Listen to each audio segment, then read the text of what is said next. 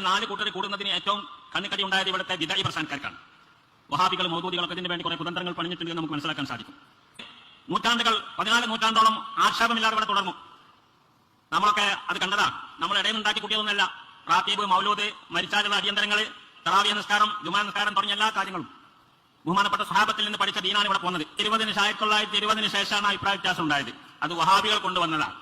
K M മൗലവിയാണ് കൊണ്ടുവന്നത്.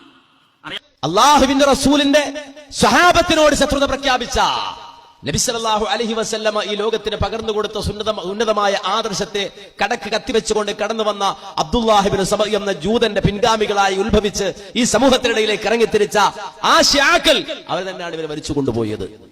വെറുതെ പറയല്ല, നേരെ മറിച്ച് ഈ ആചാരങ്ങൾ മുഴുവൻ അവരാണ് ഇവർക്ക് കൊടുത്തത്. നമ്മൾ മാത്രം ഒരാക്ഷേപമായി പറയുന്നില്ല. ഒരു ഫൈസി തന്നെ പറയുന്നു, കേട്ടോളൂ. ഷിയാക്കൾ അഹ്ലു ബൈത്തിന്റെ ആളുകളല്ല. ഷിയാക്കളുടെ ഉത്ഭവം നിങ്ങൾ അധികാരികളായി പഠിക്കേണ്ടതാണ്. നമ്മളെ കേരളത്തിൽ ഇതൊരു വലിയ പ്രശ്നമില്ലാത്തതുകൊണ്ട് കൂടുതൽ പറയാതിരിക്കുക.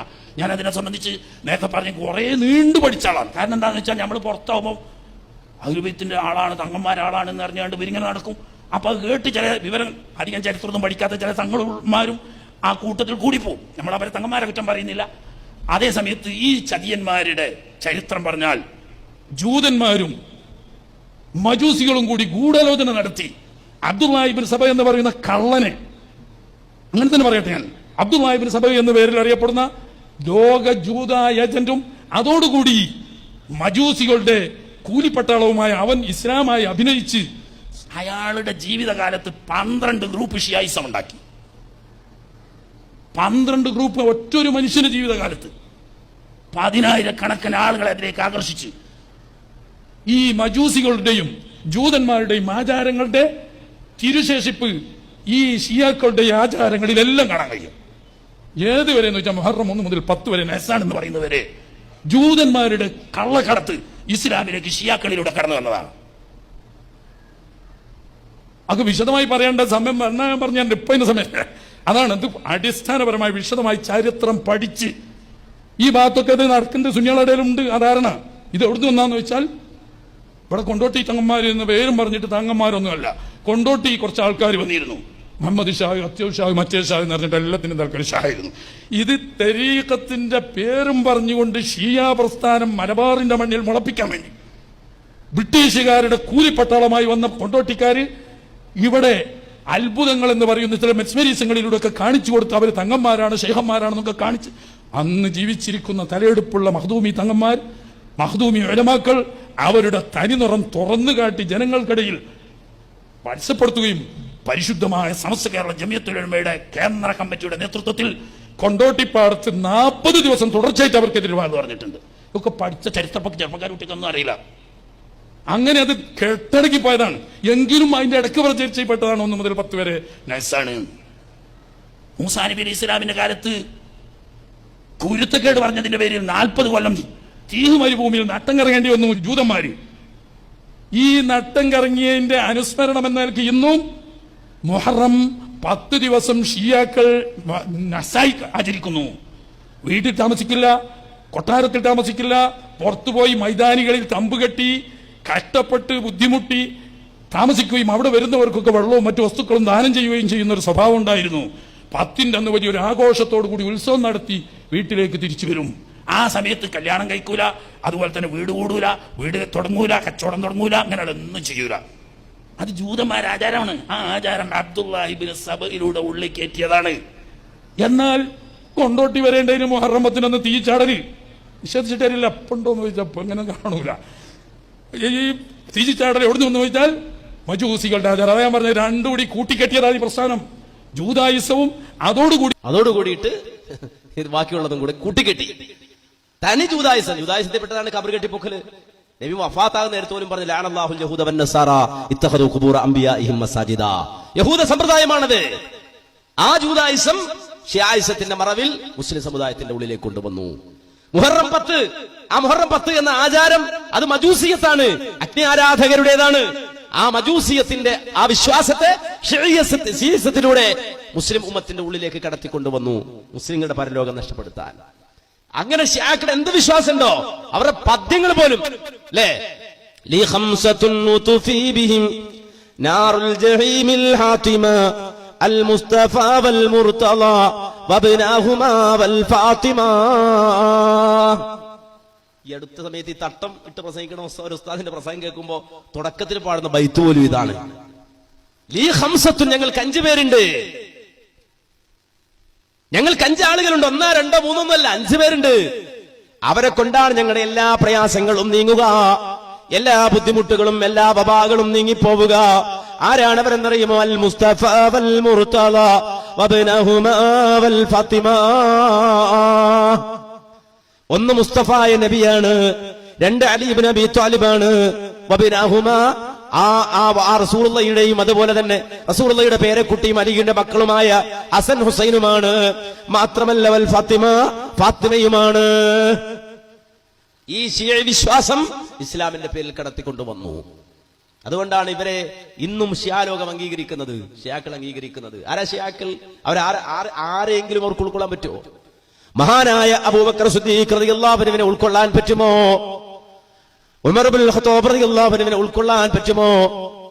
ഒരിക്കലും ഈ പറയപ്പെട്ട പ്രഗത്ഭരായ സ്വഹാബികളെ ഉൾക്കൊള്ളാൻ കഴിയാത്തവരാണ് അവർ. മാത്രമല്ല, നമുക്കെല്ലാവർക്കും അറിയാം, ഇസ്ലാമിക ലോകത്ത് ചരിത്രപരമായ ഇടപെടൽ നടത്തിയ മഹാനായ ഉമർ ഇബ്നുൽ ഖത്താബ് റളിയല്ലാഹു അൻഹു, അദ്ദേഹത്തിന്റെ ധീരത പോലെ ഒരു ധീരത കാണാൻ കഴിയില്ലല്ലോ.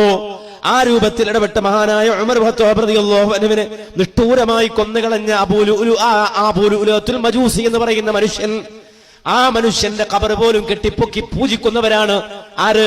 ഷിയാക്കൾ. നിങ്ങൾക്ക് കാണാൻ കഴിയും അബൂ ലുഅ്ലുഅത്തുൽ മജൂസിയുടെ ജാറം, അബൂ ലുഅ്ലുഅത്തുൽ മജൂസിയുടെ ജാറം. അവിടെ പോയിട്ട് ഒരു ഷിയ സലാം പറയാണ്. ആർക്ക്? ഈ മജൂസി സലാം പറയാണ്. ഉമർ റളിയല്ലാഹു അൻഹുവിനെ ലഅനത്ത് ചെല്ലുകയാണ്. അടുത്തത് നിങ്ങൾക്ക് കാണാൻ കഴിയും. എന്താണ്? മഹാനായ ഉമർ ഖത്താബ് റളിയല്ലാഹു അൻഹുവിനെ നിഷ്ഠൂരമായി കൊന്നുകളഞ്ഞ ആ മനുഷ്യൻ അബൂ ലുഅ്ലുഅത്തുൽ മജൂസി.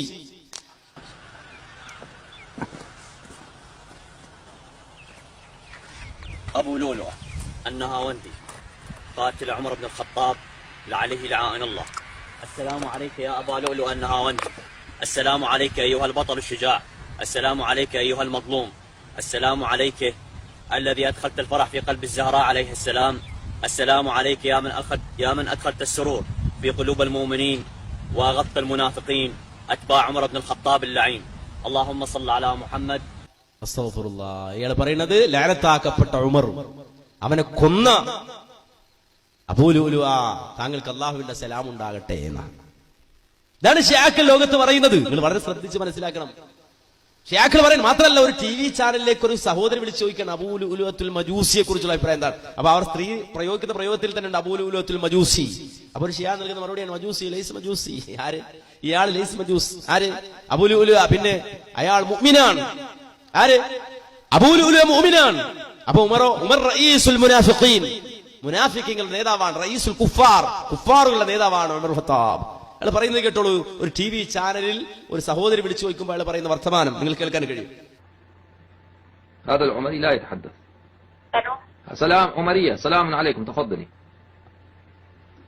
الرحيم. اللهم صل وسلم وبارك على سيدي ولد ادم محمد صلى الله عليه وسلم صلى الله وعلى عليه وآله وسلم اجمعين. وآله وسلم. اولا انا عندي سؤال، ماذا تقولون في ابو لؤلؤ المجوسي؟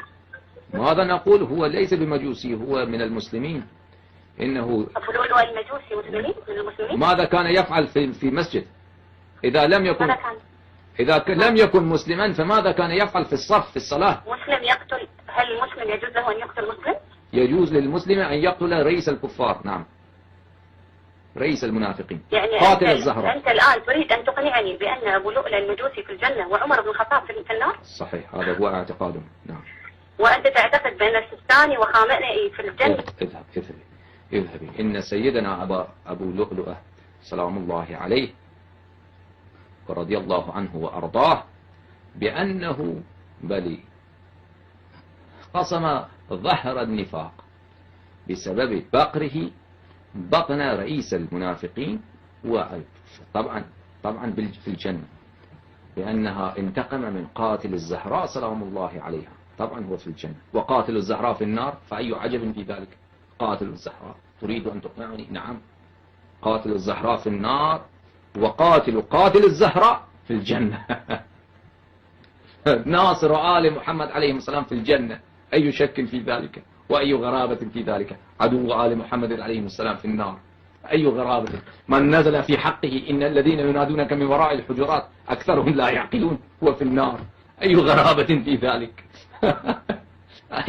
أي عجب في ذلك؟ هذا هو البخاري ناطق بذلك، إن الذين ينادونك من وراء الحجرات أكثرهم لا يعقلون، نزل في حق عمر وصاحبه أبو بكر.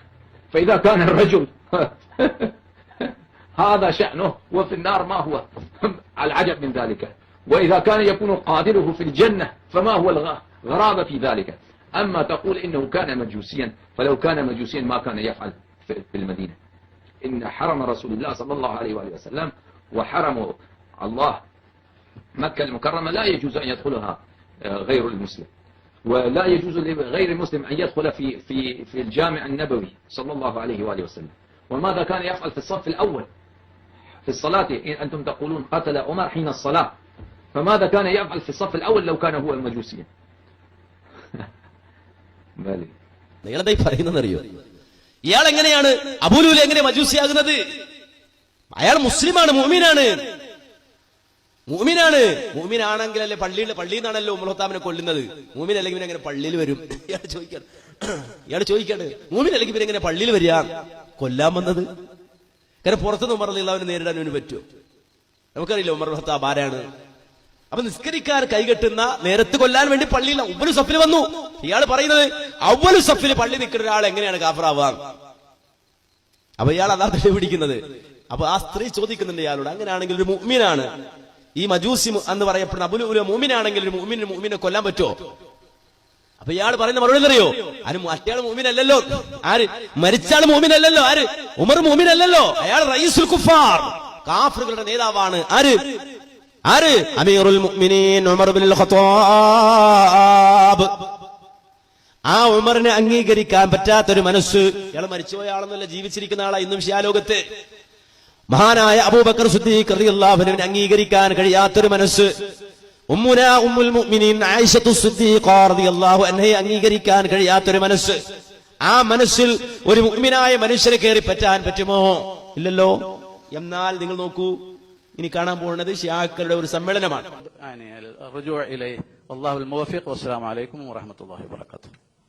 ഇയാളാരാണ്? ഇവിടുത്തെ ഒരു സമസ്തയുടെ നേതാവാണ്. ഇത് ഇറാനിൽ നടക്കുന്ന ഷിയാ സമ്മേളനമാണ്. ഇനി ആ സമ്മേളനത്തിൽ ലോകത്തിന്റെ പല ഭാഗങ്ങളിൽ നിന്നും വന്ന ആളുകളുണ്ട്. എല്ലാം ലേഡീസാണ്. ഷെയ്ഖുന അതിന്റെ ഒത്ത നടുക്കാണ്. അവിടെ ഹിജാബോ ആയത്തൊന്നും കാണില്ല. നിങ്ങൾ നോക്കൂ. അപ്പൊ ഇനി ഒന്ന് കേട്ടോളൂ, ആദ്യം മുതൽ ഒന്ന് കേൾപ്പിക്കാം. ആദ്യം മുതൽ നിങ്ങൾ അത് കാണിച്ചത് കേട്ടോളൂ, കണ്ടോ.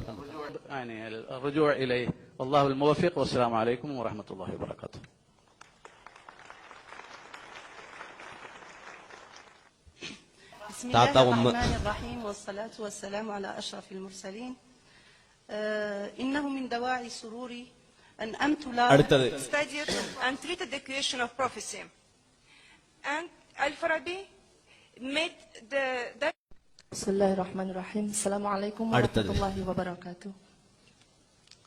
الحمد لله الذي هدانا لهذا.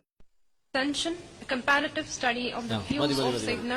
അപ്പോ നിങ്ങൾ മനസ്സിലാക്കണം, ഈ ലേഡീസ് ഒള്ളി സദസ്സിൽ മൂപ്പര് പോയിരിക്കുകയാണ്. ഷിയാക്കൾ ഇറാനിൽ ക്ഷണിച്ചിരുത്തിയിട്ട് അവിടെ പരിപാടിയിൽ പ്രസംഗിക്കുകയാണ്.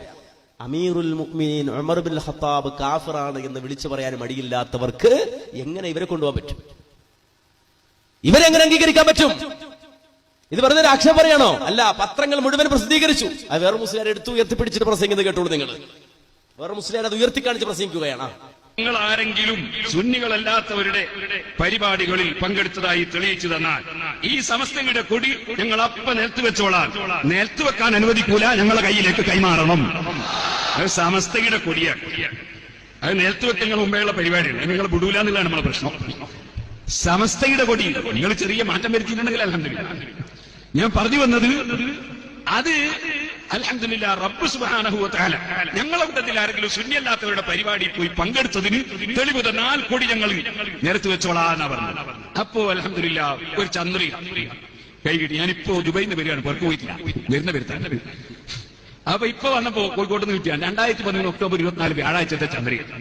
ഈ ചന്ദ്രികയിൽ ചിത്രത്തോടുകൂടി ഡോക്ടർ നദ്വി ഇറാനി തിരൂരങ്ങാടി ടെഹ്റാനിൽ നടക്കുന്ന അന്താരാഷ്ട്ര ഷിയ സമ്മേളനത്തിൽ പങ്കെടുക്കാൻ ഡോക്ടർ ബഹാവുദ്ദീൻ നദ്വി ഇറാനിലെത്തി. ഷിയ ആഘോഷമായ ഈദുൽ ഖദീറിനോടനുബന്ധിച്ച് നടത്തപ്പെടുന്ന സമ്മേളനത്തിൽ സംബന്ധിക്കാനാണ് നദ്വി ഇറാനിലെത്തിയത്. ഇമാം Ali institute of Islamic and cultural studies സംഘടിപ്പിക്കുന്ന അൽ ഖദീർ രാജ്യാന്തര സമ്മേളനത്തിൽ സുന്നി പക്ഷത്തെ പ്രതിനിധീകരിച്ചാണ് അദ്ദേഹം പങ്കെടുക്കുന്നത്. സുന്നികളാരും അങ്ങനെ ഒരാളെ പറഞ്ഞേച്ചിട്ടില്ല കേട്ടോ. ഷിയ സമ്മേളനത്തിൽ പങ്കെടുക്കാൻ വേണ്ടി സുന്നികൾ പറഞ്ഞേക്കുക, അങ്ങനെ ഒരു പരിപാടി ഞങ്ങളെ ഇമാമിങ്ങൾക്കില്ല, ഞങ്ങളെ സമസ്തക്കും ഇല്ല. മഹാനായ വരക്കൽ മുല്ലക്കോയത്തങ്ങൾ നവറല്ലാഹു മർഖദഹു സ്ഥാപിച്ച സമസ്ത, പാങ്ങിൽ അഹ്മദ് കുട്ടി മുസ്ലിയാർ നവറല്ലാഹു മർഖദഹു സ്ഥാപിച്ച സമസ്ത, അവരൊക്കെ ജനിക്കുന്നതിന് മുമ്പ് ഷിയാക്കൾ ഇവിടെയുണ്ട്. പക്ഷെ ഷിയാക്കളുടെ സമ്മേളനത്തിൽ പങ്കെടുക്കാൻ വേണ്ടി സുന്നിയുടെ പ്രതിനിധി എന്ന നിലക്ക് ഷിയ സമ്മേളനത്തിലേക്ക് മുൻകാലത്ത് ഒരു സമസ്തയുടെ ആളെയും പറഞ്ഞയച്ചതായി ചരിത്രം ഇല്ല. ഇനി ഞാൻ നിങ്ങളോട് ചോദിക്കട്ടെ, നിങ്ങൾ പറഞ്ഞല്ലോ ഞങ്ങൾ സുന്നികളുടേതല്ലാത്തവരുടെ സമ്മേളനത്തിൽ പങ്കെടുത്ത ഒരു തെളിവ് കൊണ്ടുവന്നാൽ കൂടി ഞങ്ങൾ നിരത്ത് വെച്ചോളാം. നിരത്ത് വെക്കണ്ട, അത് നിങ്ങൾ ഇങ്ങോട്ട് കൈമാറം കെട്ടാണ്. അത് പിന്നെ എന്തിനാണ് നിരത്ത് വെക്കുന്നത്? നിങ്ങൾക്കത് പിടിക്കാൻ അർഹതയില്ല. ഇതാണ് ഞാൻ കുറ്റ്യാടിയിൽ വെച്ച് പറഞ്ഞതും ഇപ്പോൾ പറയുന്നതും എപ്പോഴും നിങ്ങൾ നന്നാകാത്ത കാലത്തോളം പറയാനുള്ളതും. അല്ലാഹു തആല നിങ്ങളെയും നന്നാക്കട്ടെ, എല്ലാരും നന്നാക്കട്ടെ. എന്താ സംഭവം ഉണ്ടല്ലേ പറയുന്നത്? ഇവിടുന്ന് ഇറാനിൽ പോയി, അവിടെ പോയി സമ്മേളനത്തിന് ഷിയാ സമ്മേളനത്തിന് പങ്കെടുത്തു. അപ്പോ അത് സംഭവിച്ചു എന്നുള്ളത് വളരെ വ്യക്തമാണ്. ഒരു ആക്ഷേപം പറയല്ല, പത്രങ്ങളൊക്കെ റിപ്പോർട്ട് ചെയ്തതാണ്. ഇവര് പറയണേ ഞങ്ങൾ അങ്ങോട്ട് പോയിട്ടില്ല, അത് ശരി, ഇവർ ഇങ്ങോട്ട് വരുത്തിയിരുന്നു. ഇവരെന്താ കാന്തപുരം എന്താ ചെയ്തത്? ഷിയാക്കളെ ഇങ്ങോട്ട് കൊണ്ടുവന്നു, കുരിയാടത്തെടുത്തു, അങ്ങോട്ട് പോയി. ഇവര് തൃശ്ശൂര് ഒരു സമ്മേളനം നടത്തി, ഉലമാ സമ്മേളനം. ആരാ ഉദ്ഘാടനം ചെയ്യാൻ വന്നത്? അഹമ്മദ് ഖുബൈസി. ആരാണ് അഹമ്മദ് ഖുബൈസി? അദ്ദേഹത്തെ പറ്റി അറിയണമെങ്കിൽ യൂട്യൂബിൽ പോയി സെർച്ച് ചെയ്താൽ മതി. അയാളുടെ ഒരു ടെലിവിഷൻ പരമ്പര ഉണ്ടായിരുന്നു അഹമ്മദ് ഖുബൈസിയുടെ. ആ ടെലിവിഷൻ പരമ്പര ദുബൈയിൽ UAE പിന്നെ ഉള്ള ഒരു ചാനലിൽ അത് പ്രസിദ്ധീകരിച്ചിരുന്നു, അത് വന്നിരുന്നു, പ്രക്ഷേപണം ചെയ്തിരുന്നു. ഇയാളോട് ചോദിച്ചു മുആവിയ റളിയല്ലാഹു അൻഹുവിനെ കുറിച്ച്. മുആവിയ റളിയല്ലാഹു അൻഹുവിനെ ആക്ഷേപിച്ച് ചീത്ത പറഞ്ഞിട്ട് ഇയാളുടെ പ്രസംഗമുണ്ട്, മറുപടിയുണ്ട്. അവസാനം അയാളുടെ പരമ്പര തന്നെ UAE നിരോധിച്ചു, എടുത്തു കളഞ്ഞു. അത് അഹ്മദുൽ ഖുബൈസി, മുആവിയ റളിയല്ലാഹു അൻഹുവിനെ അടക്കമുള്ള സ്വഹാബത്തിനെ തെറി പറയുന്ന അഹ്മദുൽ ഖുബൈസിയെ കൊണ്ടുവന്നിട്ട് ഉലമാ സമ്മേളനം ഇവർ ഉദ്ഘാടനം ചെയ്തത്. അപ്പൊ നിങ്ങൾ മനസ്സിലാക്കണം, ഞാൻ ചുരുക്കി പറഞ്ഞാൽ നമ്മുടെ ഈമാൻ, വിശ്വാസം, മുസ്ലിമീങ്ങളുടെ ഈമാൻ തകർക്കുവാൻ വേണ്ടി ഷിഈ ലോകത്ത് നിന്ന് വിശ്വാസങ്ങളെയും ആചാരങ്ങളെയും കടമെടുത്തുകൊണ്ടുവന്ന അഹ്ലുസുന്നയുടെ ലേബലൊട്ടിച്ച് കള്ളച്ചരക്ക് വിൽക്കുകയായിരുന്നു കേരളത്തിന്റെ മണ്ണിൽ നടന്നുകൊണ്ടിരുന്നത് എന്ന തിരിച്ചറിവ് നമുക്കുണ്ടാകണം. അവിടെ നിന്ന് പൂർണ്ണമായി മുസ്ലിം സമൂഹം തിരിഞ്ഞു നടക്കണം. എന്തിനു വേണ്ടി? പാരത്രിക ലോകത്തെ മോക്ഷത്തിന് വേണ്ടി, വിജയത്തിന് വേണ്ടി തിരിഞ്ഞു നടക്കാൻ നമുക്ക് സാധിക്കണം. ഏകനായ ഇലാഹിൽ വിശ്വസിക്കേണ്ടതുപോലെ വിശ്വസിക്കുകയും ആ ഈമാൻ ഉറപ്പിക്കുകയും നാളെ വരാനിരിക്കുന്ന ലോകത്ത് പടച്ചവന്റെ മുന്നിൽ, അള്ളാഹുവിന്റെ മുന്നിൽ പൂർണ്ണമായ വിജയം നേടിത്തരുന്ന ഈമാനുള്ള തികഞ്ഞ വ്യക്തമായ തൗഹീദ് ഖുർആനിന്റെയും സുന്നത്തിന്റെയും ആ തിളക്കത്തിൽ സ്വീകരിക്കുകയും അത് ഉൾക്കൊള്ളുകയും ചെയ്യണമെന്ന് മാത്രമാണ് ഈ സന്ദർഭത്തിൽ ഉണർത്താനുള്ളത്. എല്ലാ അന്ധവിശ്വാസങ്ങളിൽ നിന്നും, എല്ലാ അനാചാരങ്ങളിൽ നിന്നും പൂർണ്ണമായി വിട്ടുനിന്നുകൊണ്ട് അള്ളാഹുവിന്റെ ദീനിനെ പുൽകണം, അതിനുവേണ്ടി വാദിക്കണം, അതിനുവേണ്ടി സമൂഹ മധ്യത്തിലേക്ക് ഇറങ്ങിച്ചെല്ലണം. ലാ ഇലാഹ ഇല്ലല്ലാഹയുടെ പ്രയോക്താക്കളായി, പ്രചാരകരായി ജീവിക്കുവാൻ വേണ്ടി കഠിനാധ്വാനം ചെയ്യണം. അല്ലാഹുവേ, ഞങ്ങൾക്കതിനെ നീ തൗഫീഖ് തന്ന് അനുഗ്രഹിക്കണേ റഹ്മാനെ. അല്ലാഹുവേ, ഞങ്ങളുടെ പ്രവർത്തനങ്ങൾ നീ സ്വീകരിക്കണേ അല്ലാഹുവേ, ഇത്തരം പരിപാടികളുമായി ലോകത്തിന്റെ വ്യത്യസ്ത ഭാഗങ്ങളിൽ തൗഹീദി പ്രചരണത്തിന് വേണ്ടി ഇറങ്ങുന്ന പതിനായിരങ്ങളുണ്ട്. അല്ലാഹുവേ, നിന്റെ സഹായം നൽകി അനുഗ്രഹിക്കണേ റഹ്മാനെ. അല്ലാഹുവേ, എല്ലാ നിലക്കും നിന്റെ മുന്നിൽ വിജയം വരിക്കുന്ന മുത്തഖുകളിൽ ഞങ്ങൾ നീ ഉൾപ്പെടുത്തി അനുഗ്രഹിക്കണേ അല്ലാഹ്. റബ്ബനാ ആതിനാ ഫിദ് ദുനിയാ ഹസന വഫിൽ ആഖിറതി ഹസനതൻ വഖിനാ അദാബന്നാർ. റബ്ബനാ തഖബ്ബൽ മിന്നാ ഇന്നക അൻതസ് സമീഉൽ അലീം വതുബ് അലൈനാ ഇന്നക അൻത തവ്വാബുർ റഹീം. റബ്ബനാ ഇഗ്ഫിർ ലനാ വലി ഇഖ്വാനിനാ الذين سبقونا بالإيمان ولا تجعل في قلوبنا غلا للذين آمنوا ربنا إنك رؤوف رحيم والحمد لله رب العالمين. السلام عليكم ورحمة الله وبركاته.